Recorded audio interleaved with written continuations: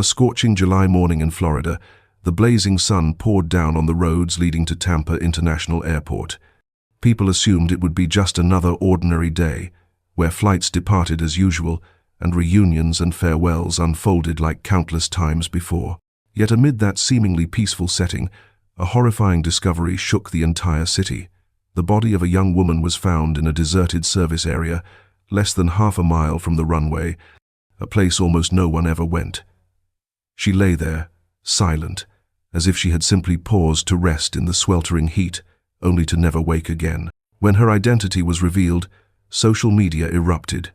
She was Mia Bennett, 23 years old, a rapper and influencer with over 1 million Instagram followers, a name once known for bold rap verses, lavish travels, and the image of a rising star, steadily carving out her place in the spotlight. Just a week earlier, Mia had appeared radiant in a white dress, a glass of wine in hand, her smile glowing on the balcony of a Tampa hotel, with a single-word caption, "Fleeting." No one imagined it would be the last message she left to the world.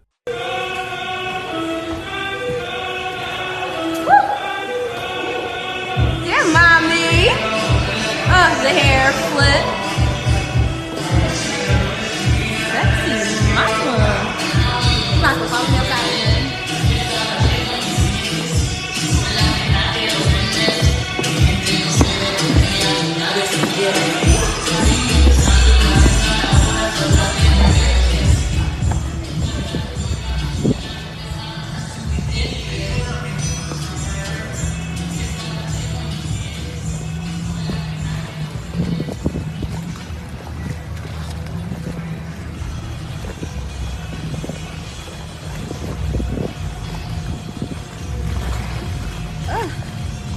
Damn, mommy.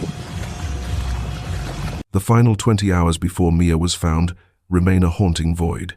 No security cameras, no phone, no wallet, no luggage. Her trip to Tampa with no announced performances, no disclosed appointments, still hangs beneath a cloud of unanswered questions. Why did she come? Who was she meeting? Or was she running from something? Before we trace every clue in this case, if you're drawn to chilling stories, unsolved mysteries, and the lessons hidden behind the bright lights of social media, hit like, subscribe to the channel, and leave a comment telling me where you're watching from. Your support will help us continue bringing you cases that send shivers down the world's spine. Mia Bennett was born on the 13th of October, 2000, in Philadelphia, a city of bustling streets, vivid graffiti murals, and a hip-hop culture pulsing through every beat of life. She grew up in a family that wasn't wealthy but was full of love. Her mother, Tanya Bennett, was always described as a resilient woman, both the emotional anchor of the family and the quiet supporter behind every dream her daughter pursued. Her father worked for a local transportation company, while Mia's only brother, Marcus, was the first to cheer her on as she stepped onto the stage during small school performances. From her high school years, Mia lived between two worlds. One of ordinary routines filled with homework, friends, and late-night snacks after class.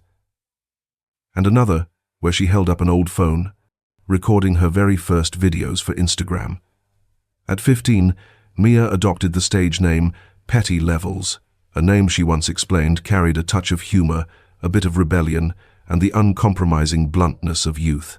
At first, her videos revolved around school life, friendships, and small stories of teenage romance. But it was her humor and her boldness in saying what others were afraid to that carried the name Petty Levels beyond the walls of her school and into neighborhoods all across Philadelphia. By the time she was 18, Mia was no longer a small name. She began befriending other influencers, joining fashion shoots, and collaborating with young rappers in the city. A year later, as social media exploded with new trends, Mia seized every opportunity to build her personal brand. She made comedy videos, shared glimpses of her life, and posted original rap tracks, all carrying a sense of authenticity, free from pretense. Friends described Mia as a strong young woman, always full of energy, yet someone who knew how to listen. She never chased a glamorous, fabricated image, but preferred a sense of closeness and authenticity with her fans. Because of this, even with videos filmed in her bedroom, no professional lighting, no production team, her following grew at a staggering pace. By 2020, Mia had collaborated with artists like Fredo, Bang, and Lato, opening the door to a professional music career. Mia's relationship with her family was always close.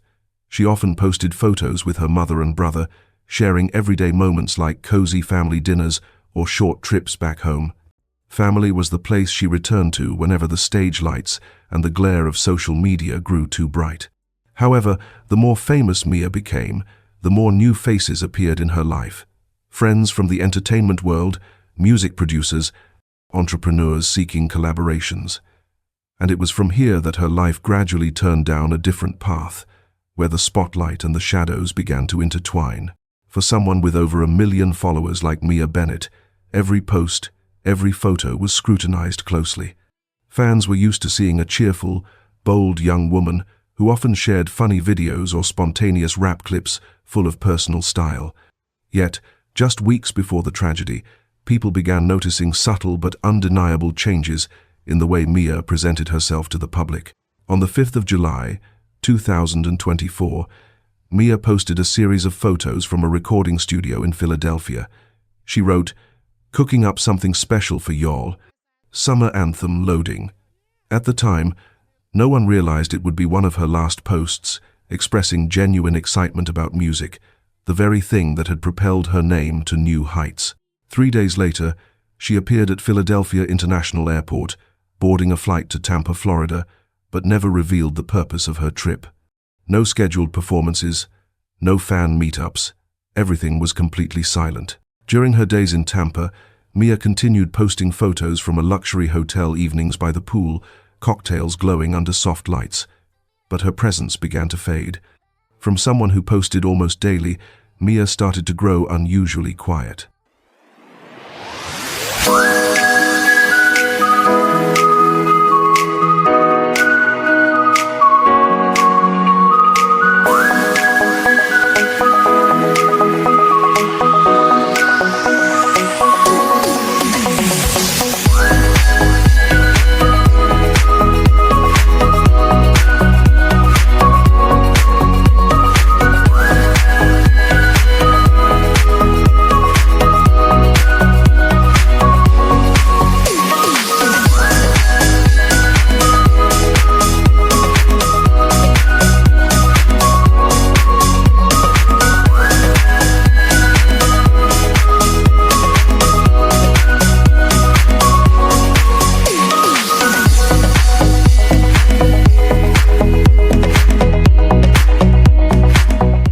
On the 14th of July, she posted a single photo of the Tampa sky at sunset.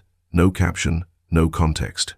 Then, on the 16th of July, she wrote, "Looking back at everything I've built, grateful for the journey."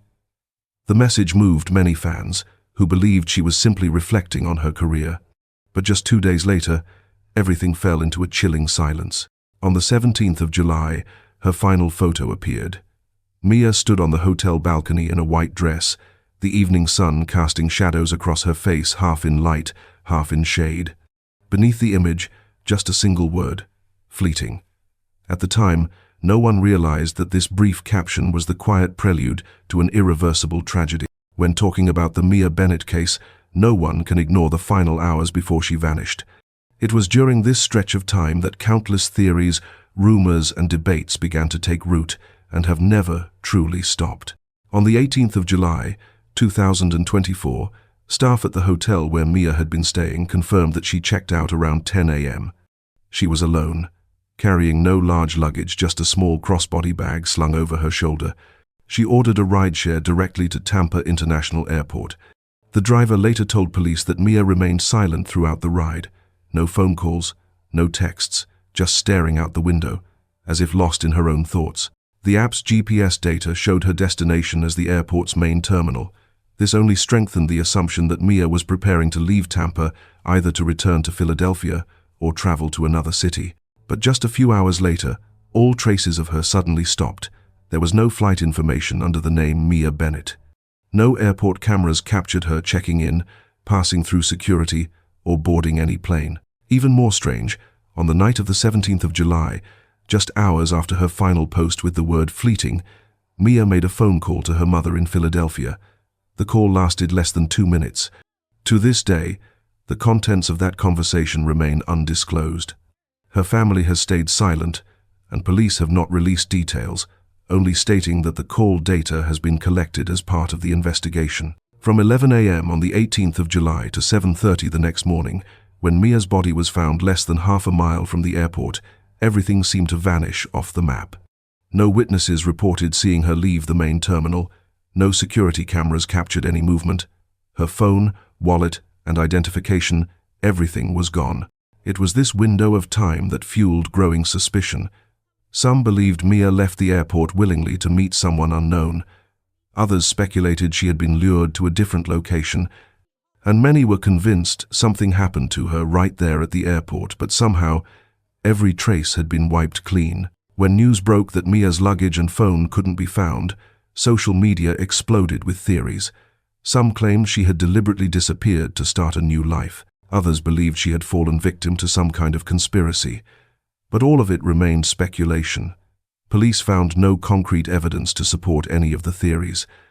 The only thing certain was this: the final 20 hours of Mia Bennett's life had vanished from all records, leaving behind a void that no one could fill. On the morning of the 19th of July, 2024, a light mist still hung over the Tampa sky as an airport maintenance worker drove along a quiet service road, an area where only the sound of cicadas echoed and the wind swept through patches of dry grass on either side. He thought it would be just another routine shift checking drainage systems, clearing debris along the roadside, signing off a few forms to wrap up his round.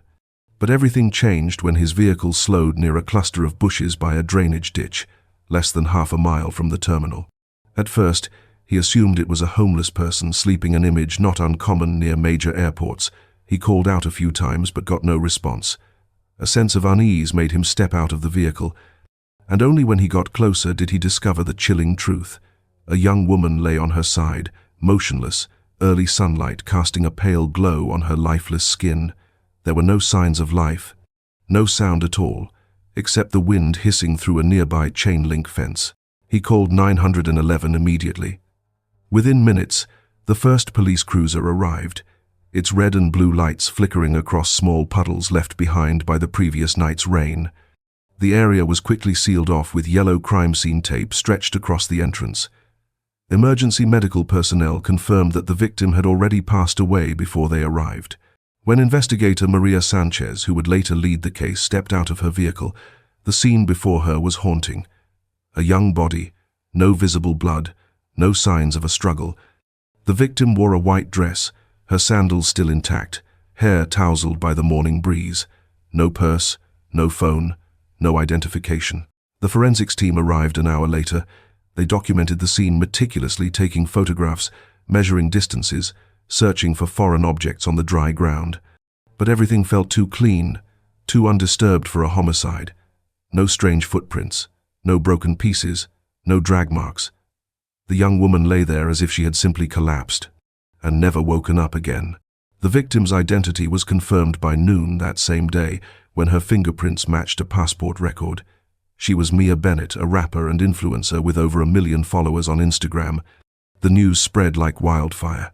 Within hours, from Tampa to Philadelphia, from local news outlets to global social media platforms, the name Mia Bennett dominated every headline. But the biggest question wasn't who she was. It was what happened. There were no visible injuries, no drugs or weapons at the scene, no surveillance footage capturing her final moments. The initial report from the Tampa Police Department stated there were no clear signs of foul play, a statement that only deepened the public's confusion and unease. Fans began to comb through Mia's final posts. The photo captioned, "Fleeting," became the focal point of every theory. Some believed it was her farewell.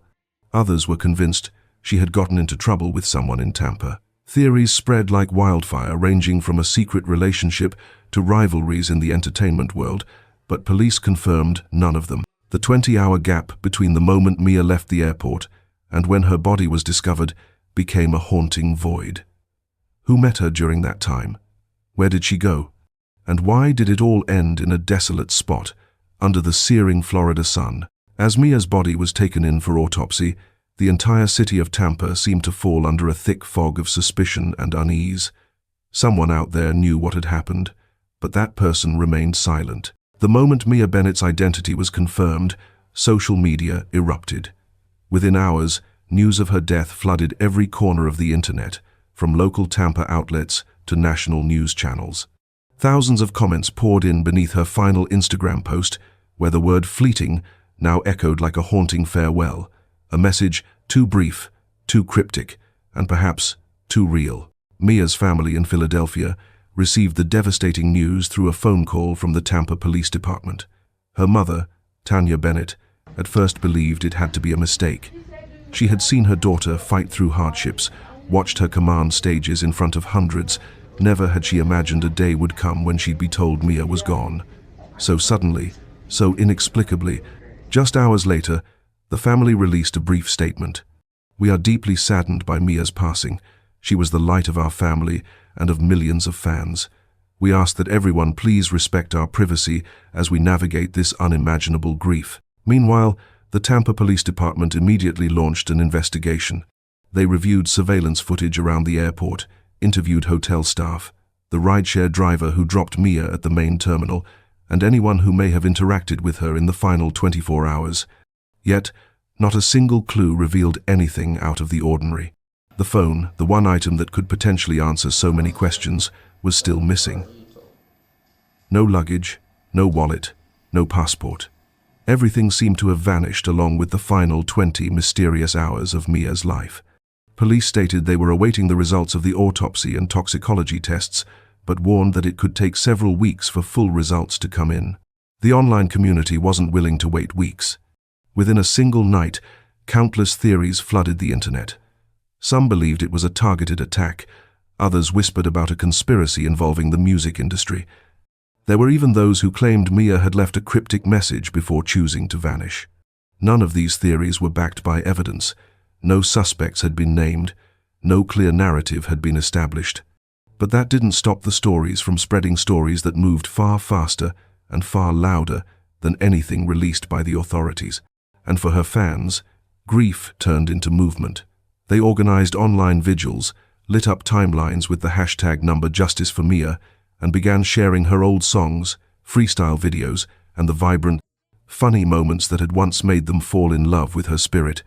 Mia's music saw a surge, stream counts skyrocketed by hundreds of % within days. But it was a bitter irony. The brightest spotlight came only after she was gone. 1,000,000 hearts were now echoing her voice, but hers had been silenced forever. In the early days, the investigation focused on 3 main angles: the people who had contacted Mia before she arrived in Tampa, her connections within the entertainment industry, and the individuals she encountered during this trip. Police questioned the driver who took Mia from the hotel to the airport on the 18th of July, reviewed all surveillance footage around the terminal, but found nothing suspicious. Public pressure kept mounting. Many began criticizing the police department for finding nothing, while rumors on social media grew more intense by the day. Some tabloid outlets pushed theories that Mia had been harmed by someone she knew in Tampa, based on unverified messages circulating online. In response, police were forced to bring in several individuals for questioning, including a musician who had attended a party with Mia just days before her death.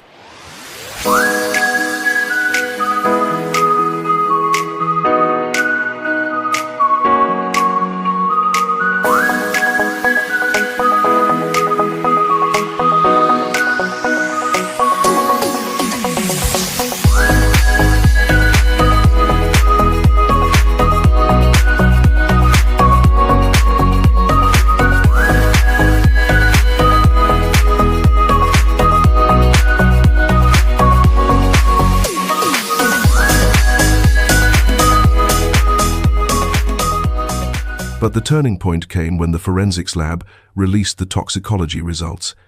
Traces of a high-dose sedative were found in Mia's bloodstream, a substance typically only prescribed and rarely present without medical oversight.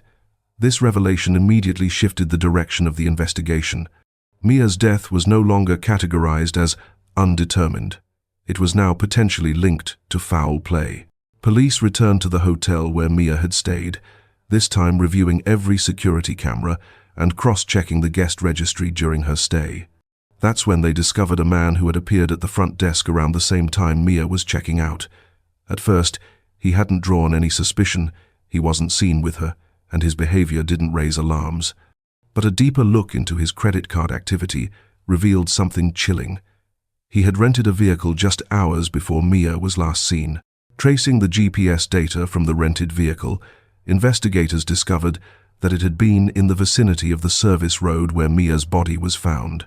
Traffic cameras confirmed this, capturing images of the same vehicle leaving the area in the early hours of the 19th of July. The man was immediately summoned for questioning. Under mounting evidence, the man confessed that he had met Mia through social media and had seen her a few times prior. He admitted to inviting her to a location near the airport for a private conversation, but insisted her death was an accident. However, the results from the extended toxicology report revealed that the dosage of sedatives found in Mia's bloodstream was multiple times higher than any therapeutic level, effectively dismantling his claim. Finally, after weeks of collecting evidence, police officially charged the man in connection with Mia Bennett's death. The trial stretched over several days, featuring testimonies from witnesses, forensic experts, and digital data analysts.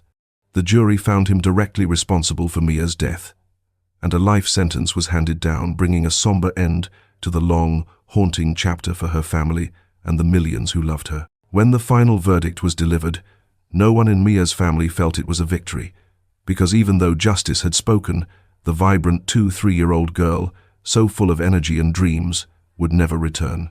The radiant photos on Instagram, the rap verses that once thrilled her fans, all of it now exists only as memories. Mia Bennett's death revealed the brutal gap between the glitter of social media and the harshness of real life. A status update that seemed harmless, a trip that seemed routine, a mysterious meeting, any of these can become the beginning of a tragedy. With over 1 million followers, Mia was known to the world, yet in her most critical moment, she was utterly alone. This case is a stark reminder that control is never a form of love, that social media is not a safe place to expose every dark corner of our lives, and that a breakup or personal conflict is never an excuse for someone to take another person's life. It also underscores the importance of paying attention to the smallest signs, a cryptic post, a short phone call, a shift in behavior, because sometimes those are silent cries for help. Mia Bennett is gone, but her story will live on as a haunting wake-up call. We must learn to walk away from toxic relationships, to trust our instincts, and most importantly, to never stay silent when we see someone showing signs of danger around them. And if this story made you think, don't forget to like, subscribe, and leave a comment letting me know where you're watching from.